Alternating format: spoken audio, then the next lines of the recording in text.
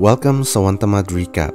Ngayon ipoboard natin ang 2016 American Western action film na pinamagatang The Magnificent Seven. Spoilers ahead, watch out and stay safe. Ang pelikula ay itinakda sa taong 1879 sa maliit na bayan ng Rose Creek na napasailalim sa kontrol ng land baron at gold mining tycoon na si Bartholomew Bogue. Ginagawa ni Bogue ang lahat upang mapasailalim niya ang buong kontrol ng Rose Creek dahil ang bayan na ito ay sagana sa minahan ng ginto.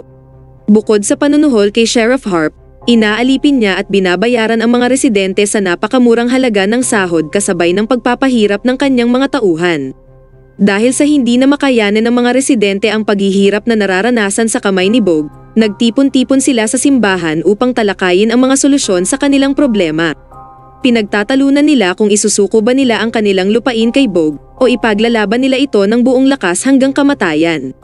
Habang pinagbobotohan ito, si Emma at ang kanyang asawang si Matthew ay bumoto para mapanatili ang kanilang lupain at iginiit na hindi nila pwedeng basta-basta na lang ibigay ang kanilang Rose Creek kay Bogue anuman ang mangyari.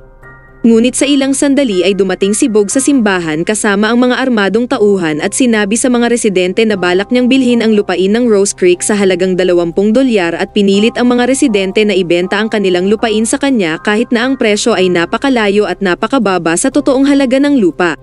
Dagdag pa ni Bogue na ang mga residente ng Rose Creek ay mayroon na lang 2 linggo upang umalis sa bayan at kung sila ay magmamatigas, hindi siya mag-aatubiling patayin ang mga babae at bata upang pilitin lamang silang umalis sa lungsod.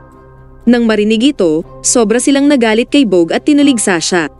Dahil hindi matanggap ni Bogue ang pangiinsulto sa kanya ng mga residente, nagpasya siyang sunugin ang buong simbahan at pinatay ang ilang residenteng nanlaban, kabilang na nga dito si Matthew.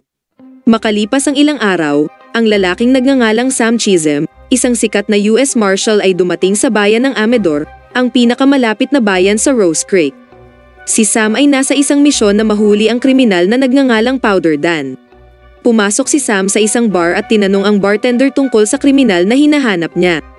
Nakakagulat na ang mismong bartender pala ay si Powder Dan, gayunpaman hindi niya kayang maikubli ang pagkakakilanlan kay Sam dahil kanina pa alam ni Sam na siya si Powder Dan mula nung pagpasok pa lang nito sa bar. Dahil dito isang shootout ang naganap sa pagitan ni Sam at mga tauhan ni Powder Dan at sa huli, nagawang mapatay ni Sam si Powder Dan.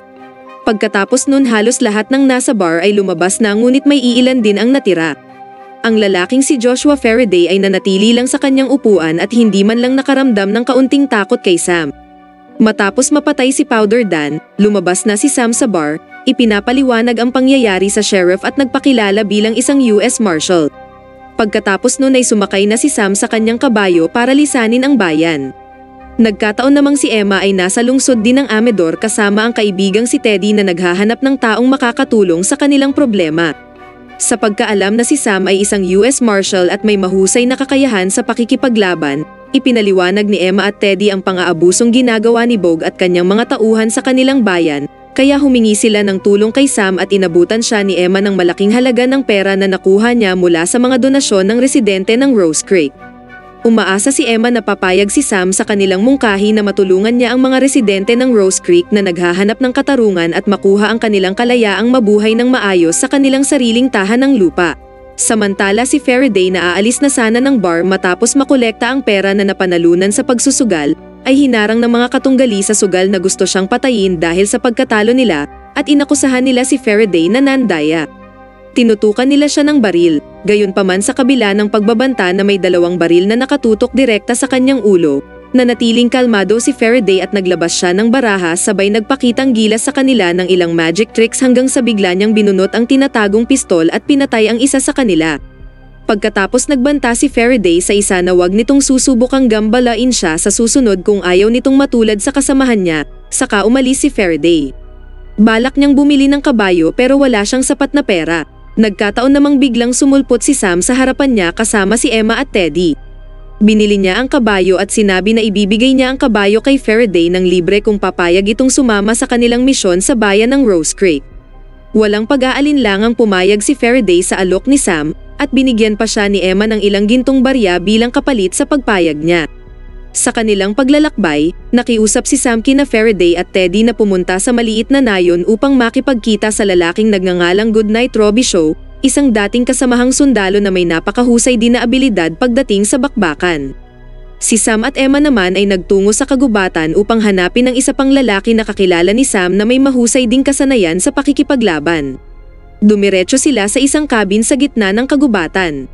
Gayunpaman nagulat si Sam nang malaman na patay na ang kasamahan dahil pinatay ito ng isang kriminal na nagngangalang Vasquez. At dahil si Sam ay wala namang problema kay Vasquez kahit na pinatay nito ang kanyang kaibigan, sa halip na ipaghiganti ay inalok niya si Vasquez na sumali sa kanilang pangkat para sa kanilang misyon. Sa pagkaalam na siya ay magagantimpalaan ng maraming ginto kung magtatagumpay sila sa misyon, agad namang tinanggap ni Vasquez ang alok. Sa ibang lugar, si Faraday at Teddy ay nakarating na sa nayon na sinabi ni Sam. Nasaksihan nila doon ang husay ng isang tao na nagngangalang Billy, na kayang pumatay sa kanyang kalaban gamit ang isang punyal na inihagis niya mula sa malayong distansya. Nakipagkita na rin sila kay Goodnight. Hiniling ni Teddy sa kanya na samahan sila sa kanilang misyon sa Rose Creek at magbabayad sila ng malaking halaga ng salapi. Nang marinig ang pangalan ni Sam, agad pumayag si Goodnight sa kanilang alok at handa siyang tumulong sa kanila na maisakatuparan ang misyon sa Rose Creek, kung saan inanyayahan din niya si Billy na kasamahan niya din pala sa kanyang paglalakbay. Matapos lisanin ang nayon, ipinagpatuloy nila ang paglalakbay hanggang sa tuluyan na silang nakipagkita muli kay Sam.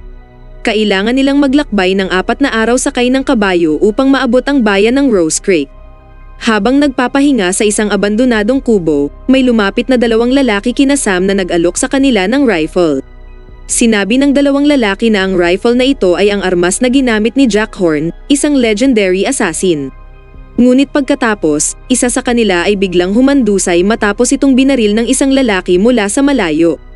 Hindi nagtagal, dumating si Jack Horn sa eksena na galit dahil ninakaw pala ng mga ito ang kanyang rifle. Nang makita ang kakayahan ni Jack, naging interesado si Sam sa kanya kaya ni-recruit niya rin ito sa misyon at mabilis naman tinanggap ni Jack Horn ang alok ni Sam dahil nangangailangan din daw siya ng trabaho. Sa gabing iyon, ang grupo ay nagpasyang magpalipas ng gabi sa isang burol na hangganan ng Comanche Tribe's residential area. Si Sam at Goodnight ay nagkakwentuhan patungkol sa kanilang nakaraang buhay. Sumunod na araw, habang naghahanda para ipagpatuloy ang paglalakbay, nagulat sila sa pagpapakita ng isang batang Comanche warrior na nagngangalang Red Harvest at nagpasya din itong sumali sa kanila nang anyayahan siya ni Sam. Pagkatapos ng mahabang paglalakbay, sa wakas nakarating na sila sa bayan ng Rose Creek. Ngunit bago pumasok sa lungsod, inatasan ni Sam ang mga kasamahan na kumalat at maghanap ng kani-kanilang pwesto para sa matagumpay na gagawing pagsalakay sa syudad. Pagpasok ni Sam sa Rose Creek, kinumpronte siya ni Sheriff Harp at kanang kamay ni Bogue na si Mekan. Sinabi nila kay Sam na ilagay ang kanyang baril sa lupa. Kahit na sinubukang takutin ni Mekan si Sam sa pagsasabing mayroon siyang 22 armadong sundalo na nakahanda para patayin ang sinumang gumawa ng kaguluhan sa Rose Creek, ngunit hindi pinansin ni Sam ang banta.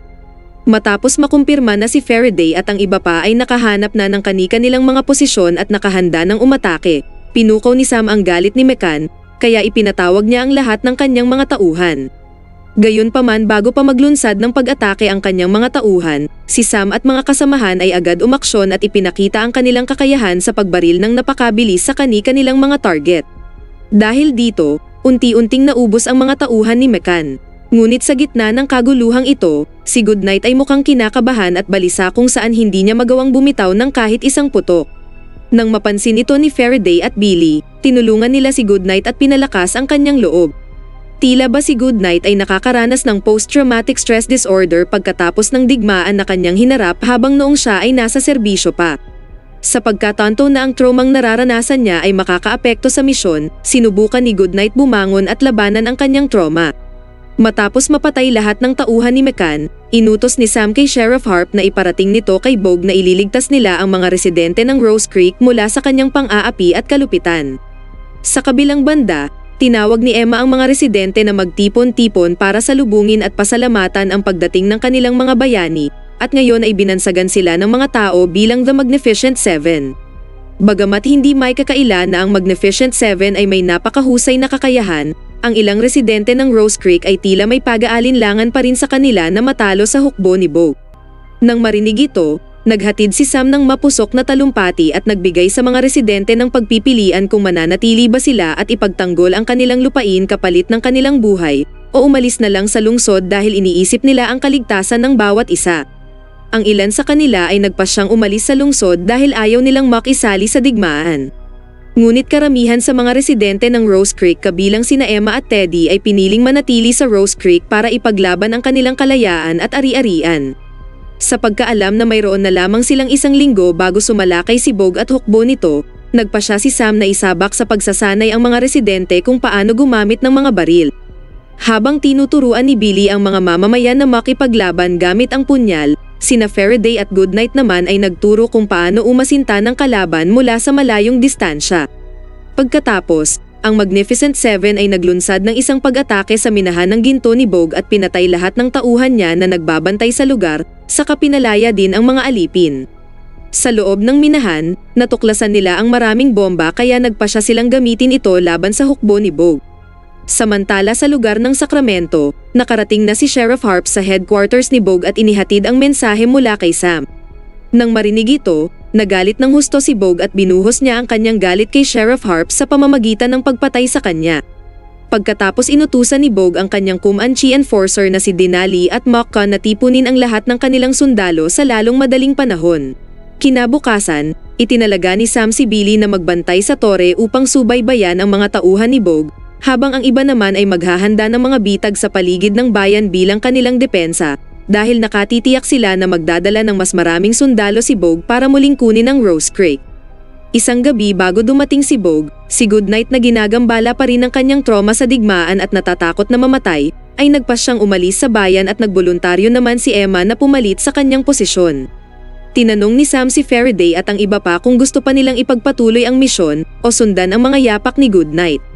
Binigyan sila ni Sam ng pagpipilian dahil ayaw nitong ipilit ang kanyang kalooban sa sinuman at ang lahat ay may karapatang magpasya para sa kanilang sarili. Nakakagulat na si Faraday at ang iba pa ay nagpasyang ipagpatuloy ang misyon kasama si Sam upang iligtas ang mga mamamayan ng Rose Creek. Kinaumagahan naghanda na ang grupo ni Sam at mga residente ng Rose Creek para harapin si Bogue at ang kanyang mga tauhan na tinatayang nasa halos 200 sundalo. Sinimulan na ng mga tauhan ni Bogue ang pag-atake ngunit karamihan sa kanila ay mabilis na napatay dahil sa mga traps at bomba at isang ambush na inihanda ni Sam. Isang matinding labanan ang naganap sa bayan ng Rose Creek kung saan ipinakita ng Magnificent Seven ang kanilang kanya-kanyang kakayahan at nagtagumpay na pinatay ang mga tauhan ni Bogue sa tulong na rin ng mga residente. Ang estratehiya sa digmaan na binuo ni Sam ay napatunayang lubos na epektibo dahil nagawa nilang talunin ang karamihan sa mga tauhan ni Bogue at napanatiling kaunti ang bilang ng mga nasawi sa kanilang panig. Habang tumitindi ang digmaan, si Faraday na papunta na sana sa lokasyon kung saan niya isasagawa ang susunod na plano, ay biglang inatake ng mga tauhan ni Bogue at binaril sa tiyan. Gayunpaman bago nila mapatay si Faraday, si Vasquez na nakita ang kasamahan na nasa panganib, ay agad na sumaklolo at pinatay ang mga tauhan ni Bogue. Ilang sandali pa, lumitaw si Goodnight sa harap nila at tumulong din sa Magnificent Seven na talunin ang natitirang mga tauhan ni Bogue habang sinasabi kay Sam na si Bogue ay may nakahandang Gatling gun na handang patayin silang lahat sa lalong madaling panahon. Pagkatapos sinimulan na ng tauhan ni Bogue ang pagpapaputok ng Gatling mula sa isang burol na pumatay ng karamihan sa taong bayan. Sa pagkatanto na nalulugi na sila, inilikas ng Magnificent Seven ang ilang mga nakaligtas patungo sa simbahan. Sinusubukang protektahan ni Jack ang nasugatang si Teddy at matapos masigurado ang kaligtasan ni Teddy, si Jack sa kasamaang palad ay inatake ni Denali na tuluyan niyang ikinamatay. Pagkatapos pumasok si Denali sa gusali kung saan nagtatago si Emma at isa sa mga residente. Gayunpaman bago niya magawang patayin sila, mabuti na lang dumating si Red Harvest at agad niyang pinatay si Denali. Samantala si Faraday na nagbabalak na sirain ang Gatling gun, ay humiling kay Sam na protektahan siya habang tumatakbo patungo sa kinaroroonan ng Gatling gun. Sa kabilang banda, si Goodnight at Billy ay nagpasyang tulungan sina Faraday at Sam sa pamamagitan ng pag-abala kay Bogue at sa mga tauhan nito, ngunit sa kasamaang palad ay napatay sila ng Gatling gun. Sa wakas si Faraday ay nakarating na sa lokasyon ng Gatling gun, ngunit maging siya ay hindi nakaligtas sa kamatayan pero bago yun, nagawang mapasabog ni Faraday ang bomba upang sirain ang Gatling gun at pinatay ang mga tauhan ni Bogue. Tanging 2 na lang sa mga tauhan ni Bogue ang natira. Inutusan sila ni Bogue na siyasatin ang bawat gusali sa Rose Creek. Ilang sandali pa, hinarap sila ni Sam at madaling pinatay ang 2 tauhan ni Bogue, pagkatapos dinisarmahan niya si Bogue sa pamamagitan ng pagbaril sa kamay nito. Ang sugatang si Vogue ay umatras tungo sa simbahan kung saan ibinunyag ni Sam na ang kanyang pamilya ay pinatay noong 1867 ng dating Confederate soldiers na inupahan ni Vogue para itaboy ang mga homesteader palabas ng Kansas. Matapos pakiusapan si Vogue na magsisi, sinimulan ni Sam pahirapan siya pagkatapos kinuha nito ang nakatagong maliit na kalibre ng baril, ngunit inunahan na itong barilin ni Emma bilang paghihiganti sa pagpatay ni Vogue sa kanyang kasintahan. Sa huli, bumalik na ang mga taong bayan sa Rose Creek at nagpasalamat kay Sam, Vasquez, at Red Harvest para sa kanilang serbisyo. Kalaunan, si Faraday, Robbie Shaw, Billy, at Horn ay inilibing malapit sa bayan at pinarangalan bilang bayani. At dito na po nagtatapos ang ating kwento.